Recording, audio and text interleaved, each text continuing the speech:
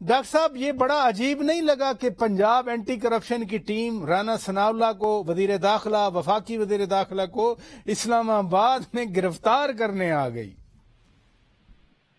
دیکھیے یہ آپٹکس سے ظاہر ہے یہ انہوں نے امپریشن جنریٹ کرنے کی کوشش کی ہے. انہوں نے ایک آپٹیکل جسے کہتے ہیں کہ ایک اپنا ریزالو دکھانے کی کوشش کی ہے. ان کو ظاہر پتا تھا کہ اسلام آباد میں آ کے وہ فیڈرل وزیر داخلہ کو گرفتار نہیں کر سکتے جن کی حکومت ہے. لیکن چونکہ 2 دن پہلے گرفتاریاں کی گئی بڑے پرومیننٹ بزنس مین کی، حامد زمان صاحب کی جو کہ بریزے کے فاؤنڈر اونر ہیں جنہوں نے بریزے کا برانڈ کریٹ کیا، اور طارق شفیع صاحب کی جو کریسنٹ گروپ کے ون آف دا لیڈنگ اس کے ٹاپ کے جو ایگزیکٹو ہیں اس میں آتے ہیں، سی او ہیں، چیئرمین ہیں.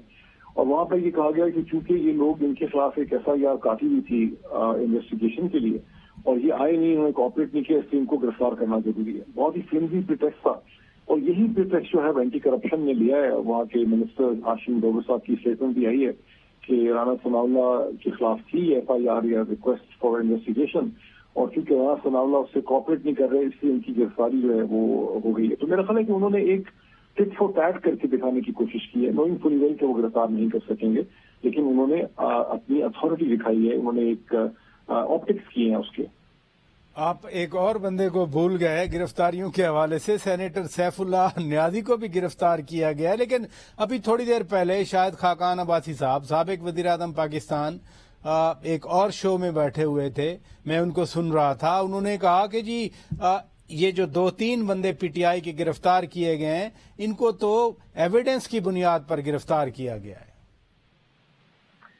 دیکھیے اصل وجوہات تو پولیٹیکل ہے. سیف اللہ نیازی کا میں نے اس سے ذکر نہیں کیا تھا کہ وہ تو چلے پالیٹیشین تو پالیٹیشینس کو گرفتار کرتے رہتے ہیں مختلف ایکسکیوز بنا کے، لیکن طارق شفیع اور حامد زمان خالصاً کوئی پالیٹیشین نہیں ہے. ان کی جو وجہ شہرت ہے پاکستان میں گزشتہ 20-25-30 برس میں، وہ سیاست کی وجہ سے نہیں ہے. یہ صحیح ہے کہ وہ عمران خان کے قریب ہیں، ان کے کاز کو، ان کی پالیٹکس کو سپورٹ کرتے ہیں، انہوں نے فنڈ ریزنگ میں بھی رول پلے کیا، لیکن یہ پرنسپلی کوئی کارڈ کیرنگ اس طرح سے کو کہا جاتا ہے ممبر نہیں ہے.